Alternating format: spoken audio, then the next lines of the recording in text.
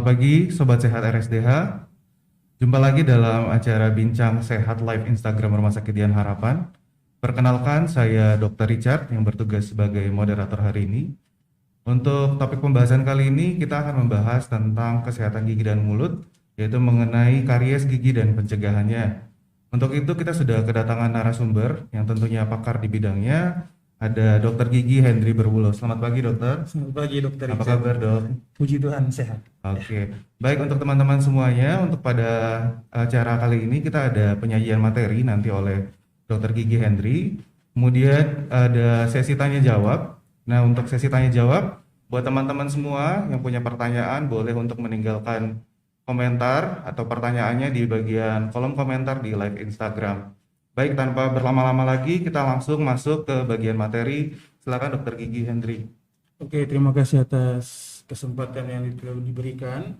Selamat pagi Sobat Sehat Rumah Sakit Dian Harapan yang menonton live IG Instagram di Rumah Sakit Dian Harapan. Saya Dr. Gigi Hendry, Dr. Gigi di Rumah Sakit Dian Harapan. Hari ini akan memberikan sharing, memberikan ilmu kepada para penonton live Instagram Rumah Sakit Dian Harapan tentang kesehatan gigi dan mulut. Kita fokus membahas penyakit karies gigi dan pencegahannya. Oke, ya seperti kita ketahui bersama, Bapak Ibu mungkin di dalam mulutnya mungkin pernah melihat atau menyaksikan sendiri, lihat di cermin misalnya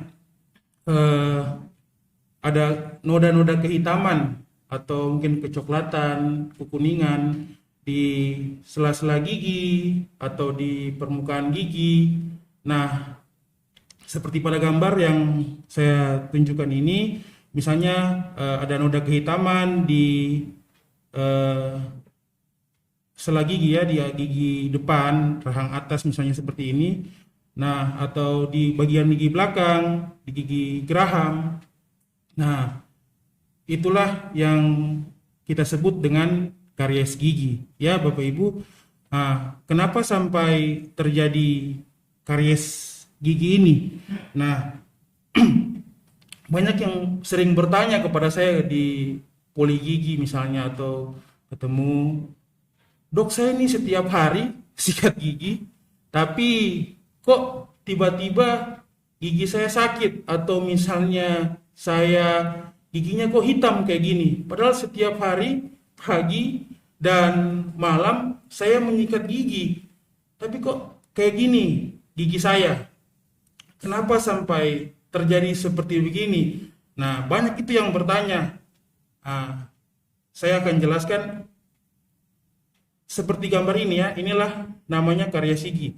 Kehitaman pada sela-sela gigi atau di permukaan gigi, itulah namanya karies gigi. Karies gigi ini disebabkan oleh sisa makanan, ya. Sisa makanan, kita habis makan tuh. Kemudian kita habis makan, yang pasti ada sisa makanan, atau kita sebut dalam tanda kutip, biasanya masyarakat umum pada umumnya menyebut tai gigi kan.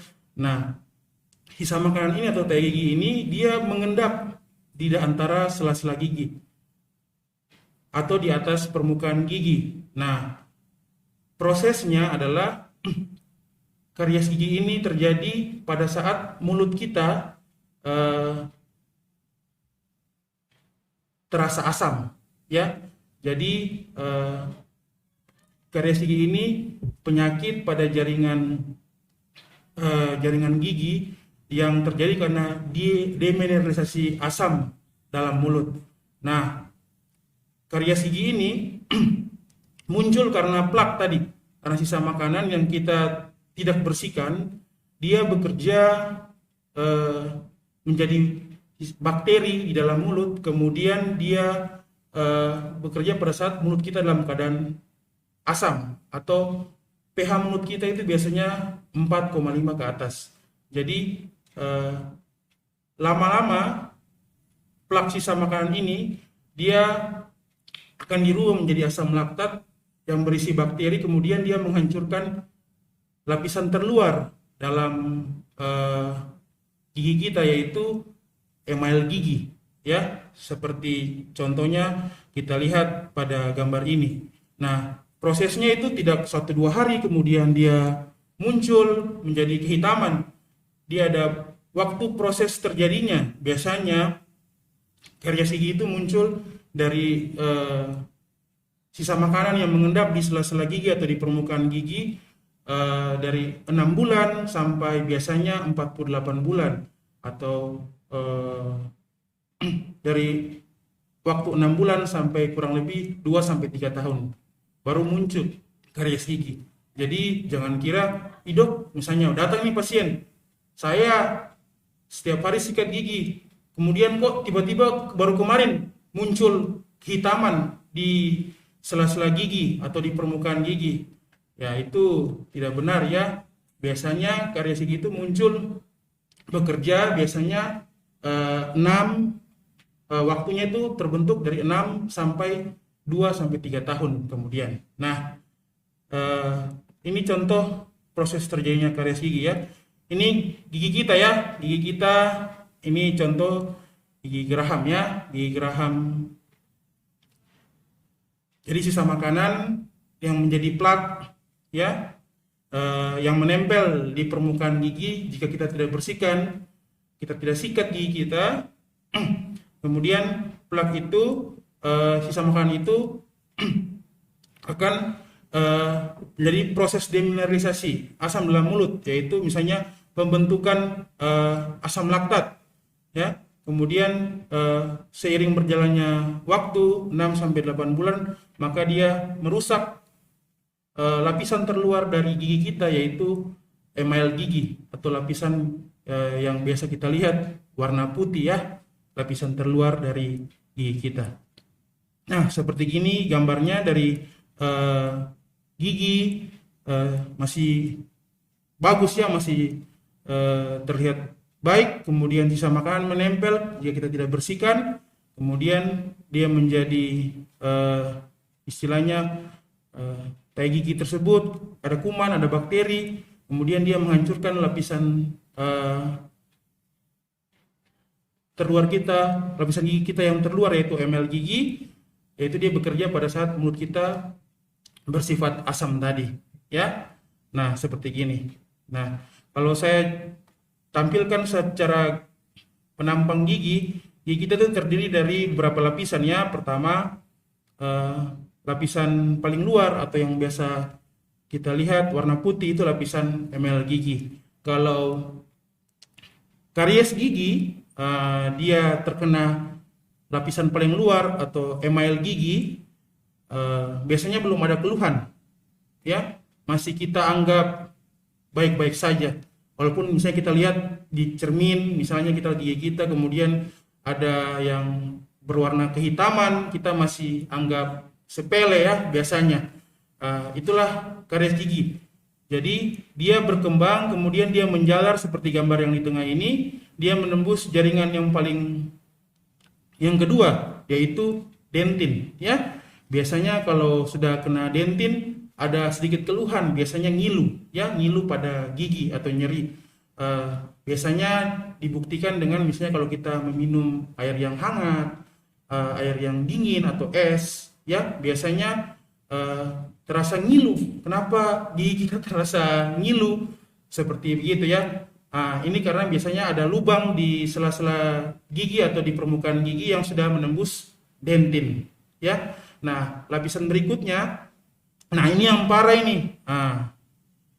Yang parah ini biasanya sudah mengenai jaringan pulpa gigi atau lapisan yang terakhir atau lapisan pulpa ya. Pulpa gigi ini sudah berisi pembuluh darah ya. Pulpa gigi ini adalah jaringan yang berisi pembuluh darah atau biasanya kita sebut saraf gigi itu ya. Ya.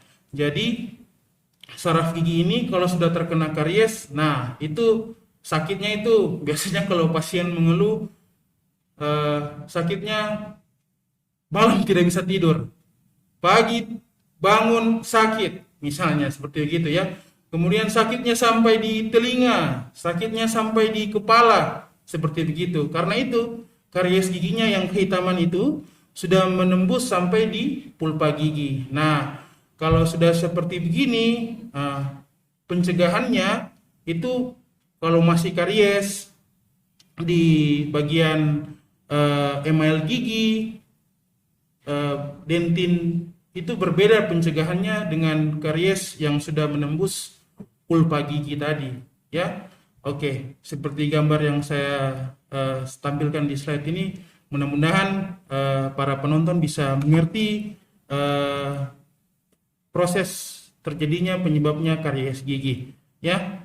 Nah, bagaimana cara mencegah karies gigi ini supaya gigi kita ini aman-aman saja, tidak berlubang, tidak terjadi karies gigi. Nah, ini ada beberapa tips ya cara mencegah karies gigi.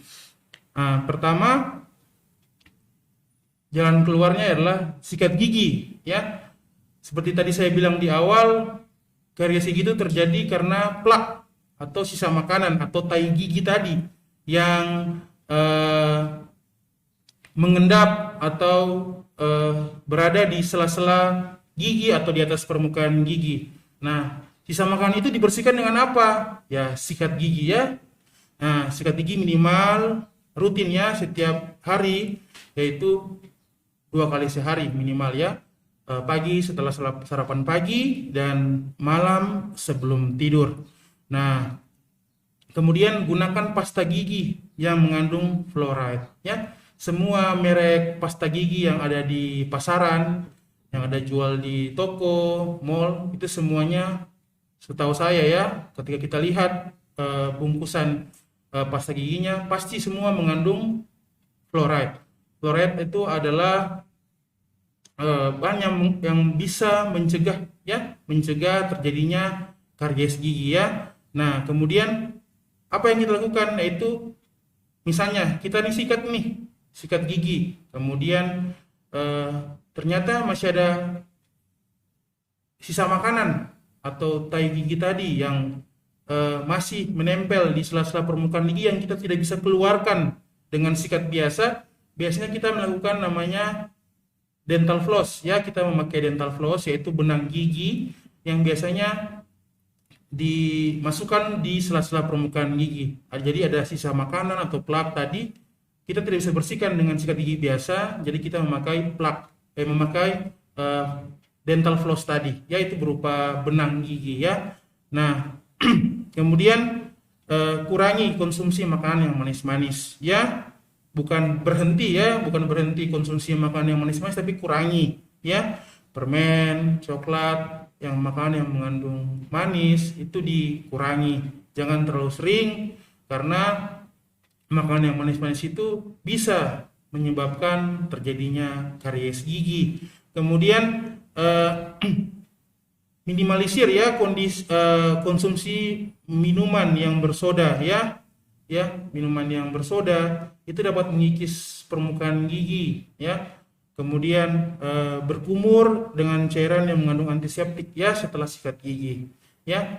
Biasanya kalau di sini banyak sekali di pasaran ada cairan berkumur, misalnya cairan pembersih mulut ya. Itu salah satu cara efektif juga untuk mencegah terjadinya karies gigi. Kemudian rutin ya memeriksakan giginya ke dokter gigi setiap minimal 6 bulan sekali ya. Nah, itu kira-kira tips ya bagaimana cara mencegah karies gigi tadi. Nah, salah satunya yaitu misalnya kita mencegahnya ya dengan tadi yang pertama dari 7 tips tadi. Yang pertama dan yang paling utama adalah sikat gigi ya. Banyak yang bertanya, sikat gigi itu bagaimana cara yang baik dan benar? Dok, saya jelaskan sekalian ya bagaimana cara menyikat gigi yang baik dan benar. Kadang-kadang pasien suka mengeluhkan, loh kenapa ini saya sudah sikat gigi tapi kok sisa makanannya nggak keluar-keluar? Atau misalnya kenapa ini saya sudah sikat gigi tapi masih ada hitam-hitam, noda kehitaman di permukaan gigi. Nah, kebetulan saya membawa model peraga. Jadi pertama eh, sikat gigi itu yang dibutuhkan adalah sikatnya, kemudian odol, dan jangan lupa air untuk berkumur. Nah, bagi orang dewasa, sikat giginya seperti yang saya tunjukkan ini punya berbagai macam ukurannya. Kalau anak kecil ada ukurannya, tentu tidak besar seperti ini. Kalau orang dewasa pasti sesuai dengan bentuk mulutnya atau rahangnya. Nah, di pasaran ada banyak menjual berbagai macam sikat gigi, tapi saya sarankan membeli sikat gigi yang berbulu, yang halus ya. Kalau misalnya Bapak Ibu, para penonton ke mall ini atau ke toko, nanti di kemasannya ya ada tulisan soft ya, atau yang berbulu halus, atau yang medium, yang berbulu tidak terlalu halus ya. Harus dilihat itu di kemasannya ya. Kalau membeli segala sesuatu apapun itu harus dibaca dulu sebelum dipakai ya. Nah, kemudian pasta giginya. Kalau pasta gigi itu semua merek yang ada di pasaran pada umumnya baik ya, mengandung fluoride atau mengandung bahan yang mencegah terjadinya karies gigi. Nah, sebelum kita sikat gigi, pastinya kita berkumur dulu ya, berkumur untuk membasahi mulut kita ya, rahang kita. Kemudian kita taruh odolnya. Odolnya nggak usah penuh-penuh di atas permukaan sikat giginya. Cukup tidak terlalu banyak tapi jangan terlalu penuh ya, sedikit saja ya. Cukup satu, kalau misalnya jari kita ya ini aja ya. Nah, tidak usah terlalu banyak ya, boros nanti ya, hemat ya, sekarang masa pandemi jadi kita harus sering berhemat.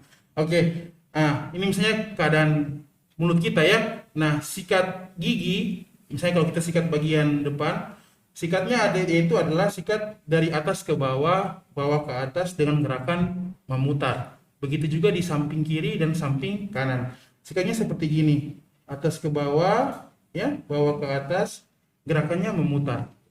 Oke, gitu. Di samping kiri kanan kanannya gerakannya memutar ya. Saya kasih tahu, jangan pernah menyikat gigi dengan gerakan selain gerakan memutar. Seperti misalnya banyak itu yang sikat giginya itu mereka sikatnya itu kayak sikat baju.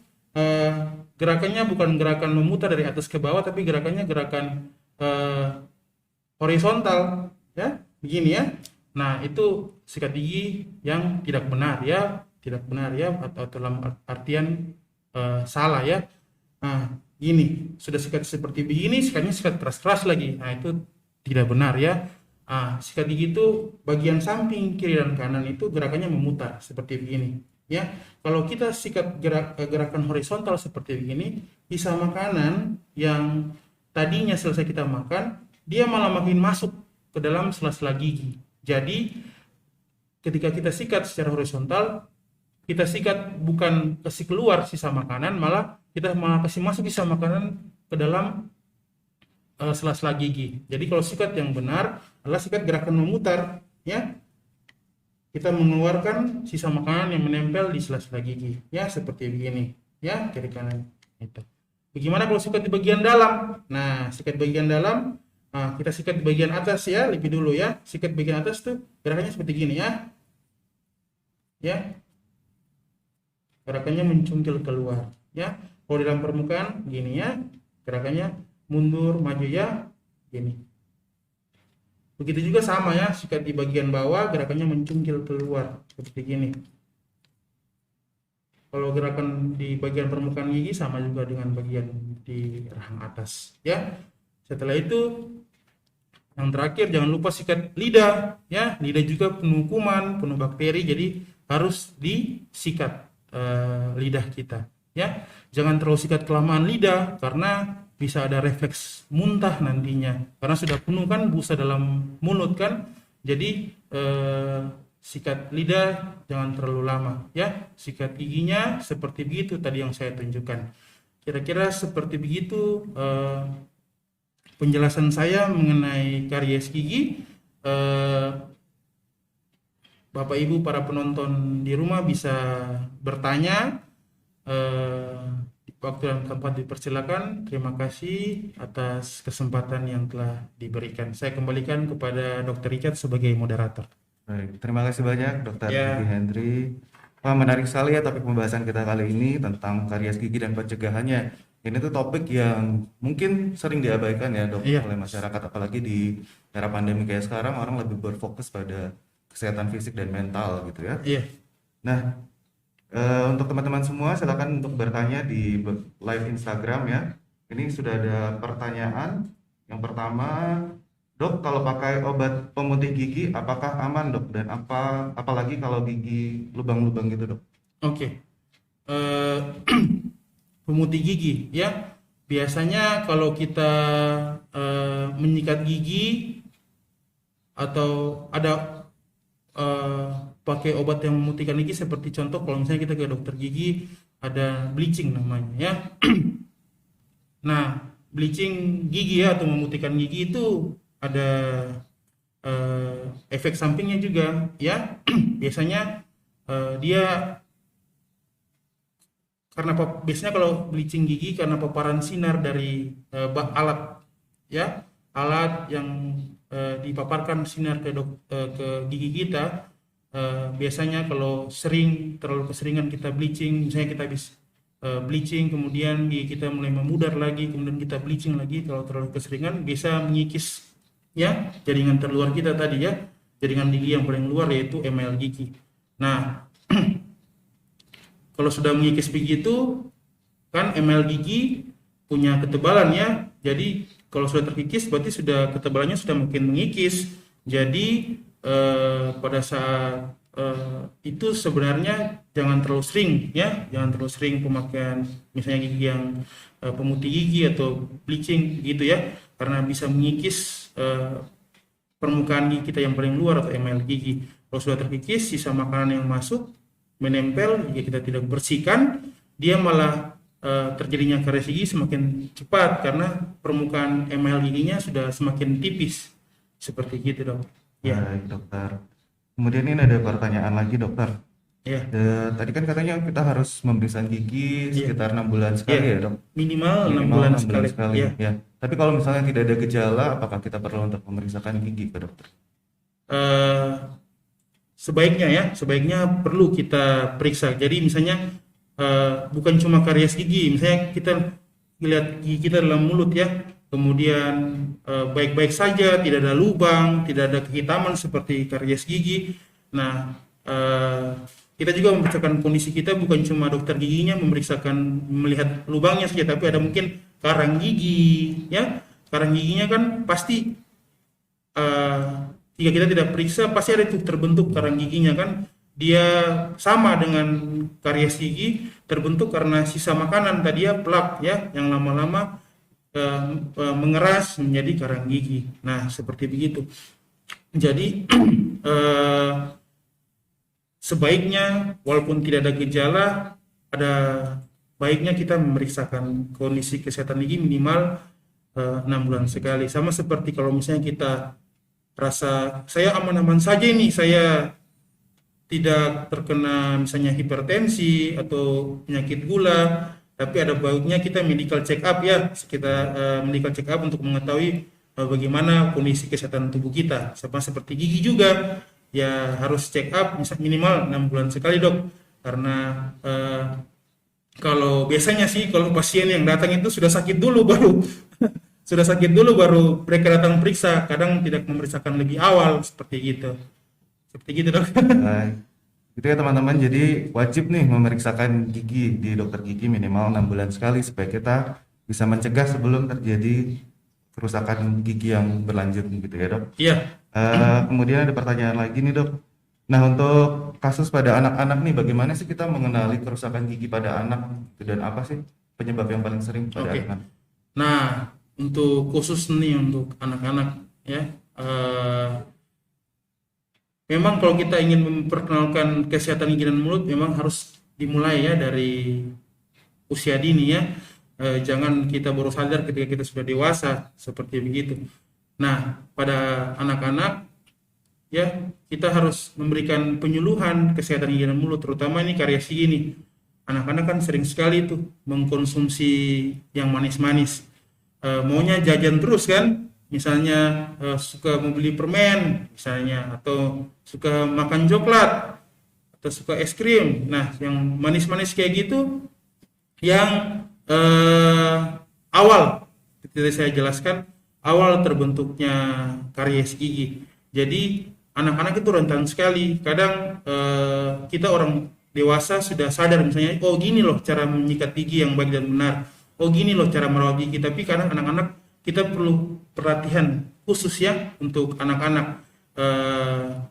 Karena riset kesehatan dasar yang terbaru tahun 2018 yang terakhir, dari 10 orang di Indonesia ada 5 orang terkena karies gigi. Jadi hampir separuh penduduk Indonesia itu terkena karies gigi, dan pada umumnya anak-anak ya. Jadi kalau anak-anak sudah terkena karies gigi atau giginya sakit, berlubang, nah itu pengaruhnya banyak ya, terutama nanti misalnya ke depannya tidak mau makan misalnya, pengaruh ke tubuhnya, tidak mau makan misalnya, atau ke depannya misalnya kalau nanti sudah dewasa mau tes polisi atau tentara atau tes IPDN. Nah, itu biasanya ada penilaian khusus itu untuk masalah gigi. Jadi harus ada perhatian khusus untuk anak-anak, bahwa kita harus sebagai orang tua harus lebih menjelaskan kepada anak-anak bahwa bisa kita konsumsi yang manis-manis, tapi jangan lupa pagi setelah sarapan pagi dan malam sebelum tidur ya harus rajin sikat gigi minimal 2 kali sehari. Itu penting karena ketika kita tidak membersihkan gigi kita, tidak membersihkan mulut kita, awal terjadinya karies gigi itu akan bisa terkena di gigi kita kalau kita tidak menjaga kesehatan gigi dan mulut, terutama pada anak-anak. Gitu dok. Terima kasih dokter. Ini ada melanjutkan untuk pertanyaan yang sebelumnya nih dok. Iya. Usia berapa anak-anak udah boleh ke dokter gigi? Dan apakah 6 bulan sekali, tadi sudah dijelaskan ya untuk Iya. pemeriksaan 6 bulan sekali. Tapi mulai usia berapa dok harus ke dokter gigi? Iya. Biasanya kalau anak-anak pada umumnya sudah bisa ke dokter gigi itu biasanya usia 5 ya, 5-6 tahun ya. Biasanya itu waktu dia masih kecil bertumbuh gigi susu dulu ya. Gigi susu dulu bertumbuh, kemudian nanti ada saat namanya periode gigi bercampur, atau dalam mulutnya akan tumbuh gigi dewasa atau gigi permanen.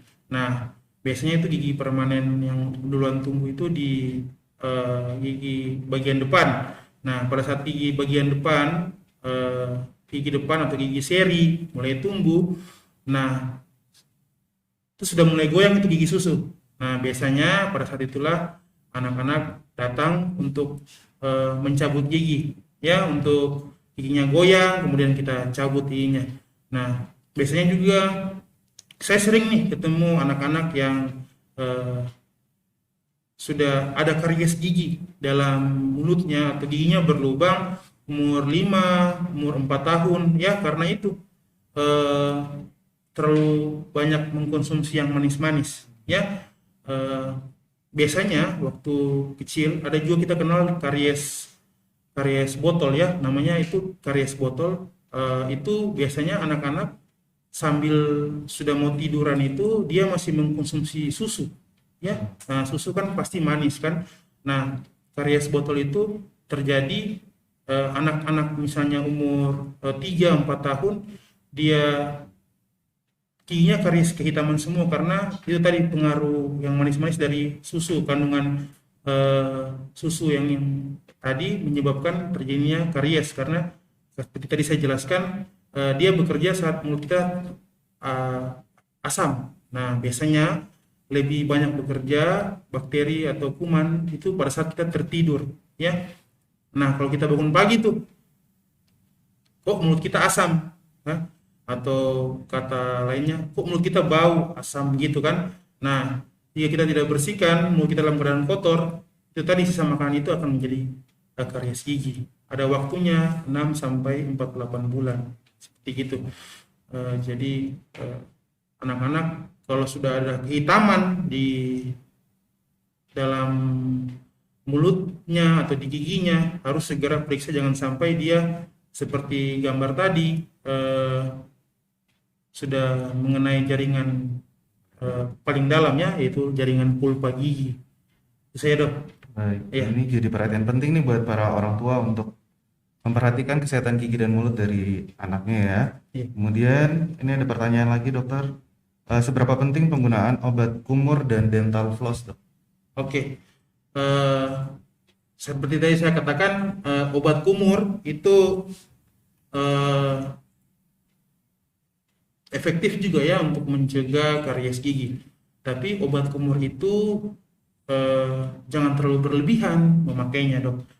Karena banyak penyebab efek sampingnya ketika kita memakai berlebihan. Misalnya ini, kita satu hari itu bisa 5-6 kali pakai obat kumur ya. Kalau mau ketemu teman karena mungkin merasa tidak percaya diri mulutnya bau misalnya, atau mau ketemu pacar misalnya merasa tidak percaya diri mulutnya bau, jadi harus kumur dulu dengan obat kumur supaya mulutnya segar. Nah, tidak seperti begitu ya, jangan terlalu sering pakai obat kumur, minimal 2 kali ya setelah menyikat gigi ya.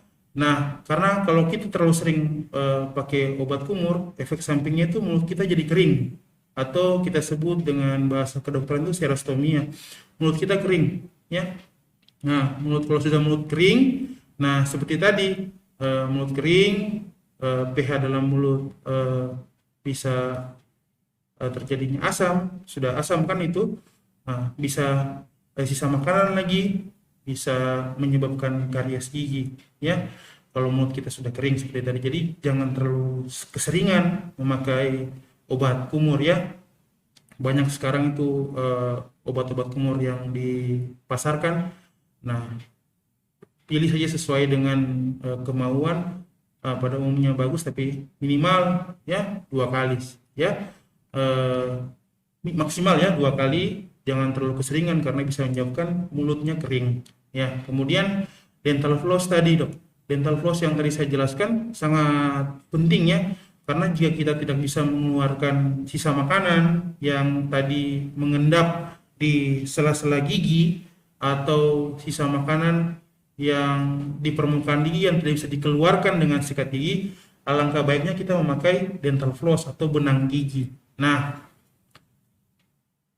pada kasus di mana orang dengan gigi yang jarang-jarang atau giginya ada celah-celah, nah itu tidak usah pakai dental floss ya. Tapi pada kasus di mana orang dengan giginya bertumpuk, atau misalnya ada yang giginya ke depan, ke belakang terus bertumpuk itu, atau kita sebut dengan gigi crowding ya. Itu sisa makanan yang menempel di permukaan gigi itu, dia tidak bisa dibersihkan cuma dengan sikat gigi, harus biasanya dengan dental floss biar keluar sisa makanannya. Kalau tidak keluar sisa makanannya, bisa mengendap di permukaan gigi, akan menjadi karies, bisa jadi karang gigi juga. Jadi harus segera dibersihkan. Dental floss sangat penting untuk pemakaian pembersihan sisa makanan. Gitu, Dok. Kemudian dok, ini ada pertanyaan lagi nih dok. Saat ini kan banyak banget nih penggunaan kawat gigi atau behel gitu ya dok. Iya. Dan bahkan banyak orang-orang tuh menggunakannya sebagai justru untuk fashion, untuk gaya Iya. hidup dok. Nah, sebenarnya siapa sih yang harus menggunakan behel dan apa sih manfaatnya sebenarnya? Iya. Pemakaian behel ya. Jadi banyak ya kita ketemu mereka dengan memakai behel. Berkembang juga ada yang bilang behel fashion ya. Itu semua sebenarnya tidak bisa dibenarkan ya, itu behel fashion. Jadi behel atau pemakaian bracket ortodonti itu pemakaiannya itu harus dengan indikasi dokter gigi ya. Nah, pemakaian behel itu biasanya pertama karena giginya tidak rapi ya. Kalau giginya tidak rapi, mau dirapikan biasanya menggunakan dokter gigi menyarankan untuk menggunakan behel gigi. Nah, biasanya pemakaian behel gigi itu pada gigi yang misalnya berantakan atau dia crowding tadi, misalnya dia ada istilahnya giginya lari ke depan, ada yang lari ke bagian lidah, seperti gitu kan. Nah, itu harus dirapikan dengan behel gigi. Nah, cuma atas indikasi dokter gigi, jangan sembarangan, karena ya kita memakai behel gigi sembarangan, nanti malah giginya jadi lebih berantakan dari semula. Nah, biasanya pemakaian behel gigi disarankan ke dokter gigi. Nah, ada spesialistiknya, ada dokter gigi spesialis ortodonti yang biasa mengerjakan penggunaan behel gigi, atau dokter gigi GP bisa mengerjakan behel gigi dan kasus yang sederhana ya, kasus yang tidak terlalu sulit. Kalau yang sudah sulit itu dikerjakan oleh dokter gigi spesialis ortodonti gitu. Gitu dok. Bagi teman-teman untuk yang mau pasang behel nih, kalau memang ini harus ada indikasinya dan periksanya ke dokter gigi ya, bukan ke ahli gigi. Bukan ke sembarang gigi ya, ke tukang gigi apalagi. Nah, nanti kalau sudah giginya sudah berantakan atau sudah lebih parah dari sebelumnya, barulah lari ke dokter gigi. Nah, itu harus memperhatikan juga biaya yang dikeluarkan, karena pemakaian behel gigi tidak murah ya, karena itu bahan tenaga yang dikeluarkan untuk memasang behel juga sangat mahal ya. Itu seperti gitu dong. Ada pertanyaan lagi nih dok, mungkin pertanyaan yang terakhir kali ya. Ya. Dok, saya mau bertanya apa penyebab kropos? Ini tuh sama kayak pembahasan sebelumnya kali ya dok. Iya, kropos ya pada gigi. Ada banyak ya istilah kropos yang bisa kita gunakan, tapi kalau misalnya istilah dalam kedokteran gigi, giginya mengalami biasanya atrisi ya, atrisi gigi atau pengikisan. Nah, saya sering tuh ketemu pasien dengan terjadinya atrisi pada gigi. Biasanya pada gigi anterior atau gigi depan, gigi belakang, bentuk anatomi giginya sudah tidak seperti semula atau biasanya terkikis. Biasanya banyak penyebabnya. Biasanya kalau kita sering menggigit itu memainkan gigi atas dan gigi bawah, kita sering bunyi-bunyikan kan gigi atas dan gigi bawah seperti itu, terus mengkonsumsi minta maaf tadi pernah saya lihat mereka dengan konsumsi pinang itu biasanya giginya banyak yang atrisi ya, bukan lubang ya, bukan lubang pada gigi, tapi terjadi pengikisan. Atrisi gigi itu jadi email giginya itu terkikis. Nah, harus segera ditanggulangi ya. Kalau misalnya kita terjadi atrisi gigi atau misalnya di bagian email sudah terkikis, jangan sampai sudah lama-lama kelamaan terkikis, kemudian sudah terkena bagian dentinnya. Kalau sudah terkena bagian dentin, yang seperti tadi saya katakan, sudah pasti akan terasa ngilu kalau kita makan yang atau minum yang hangat maupun yang dingin es, apalagi kalau sudah terkena pulpa gigi ya. Jadi kalau gigi keropos segera harus diperiksa ke dokter gigi, biasanya itu terjadi pengikisan pada email gigi seperti gitu dok. Baik, terima kasih banyak dokter. Saya rasa sudah tidak ada pertanyaan lagi ya. Terima kasih buat teman-teman semua yang sudah bertanya di live Instagram. Buat teman-teman yang mungkin masih punya pertanyaan, boleh nih nanti langsung datang berkunjung ke Poli Gigi Rumah Sakit Dian Harapan. Dokter Gigi Henry ini prakteknya setiap hari Senin, Rabu, dan Jumat mulai dari jam 10 pagi ya, betul ya dokter? jam 10 sampai selesai. Jam 10 sampai selesai gitu. Ya, berarti hari ini praktek juga ya, Dok? Hari ini habis Habis ini live praktek. langsung kembali ke ruangan poli bekerja. Baik. Kemudian buat teman-teman juga mungkin yang mungkin penasaran nih pengen membahas tentang topik apa selanjutnya, boleh nih meninggalkan komentar di Instagram Rumah Sakit Dian Harapan ya. Terima kasih banyak Dr. Gigi Henry atas waktu dan kesempatannya. Sama-sama dok, terima kasih juga. Ya, semoga ilmunya dapat bermanfaat bagi kita dan kita lebih aware lagi nih tentang kesehatan gigi dan mulut. Mungkin ada yang ingin disampaikan penonton kita hari ini, dokter?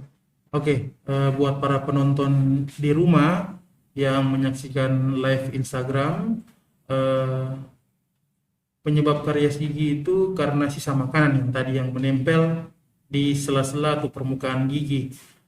Pencegahannya itu yaitu dengan salah satunya yaitu dengan menyikat gigi. Ya, kita harus rajin ya menyikat gigi pagi setelah sarapan pagi dan malam sebelum tidur. Jika kita tidak menjaga kesehatan gigi dan mulut, maka kalau kita sakit gigi itu akan, makanya kan ada lagu kan lebih baik, nah gitu kan. Nah jadi harus lebih aware tadi ya dok terhadap kesehatan gigi dan mulut, walaupun di masa pandemi ini harus menyikat gigi minimal 2 kali sehari dan memeriksakan kondisi kesehatan giginya minimal 6 bulan sekali.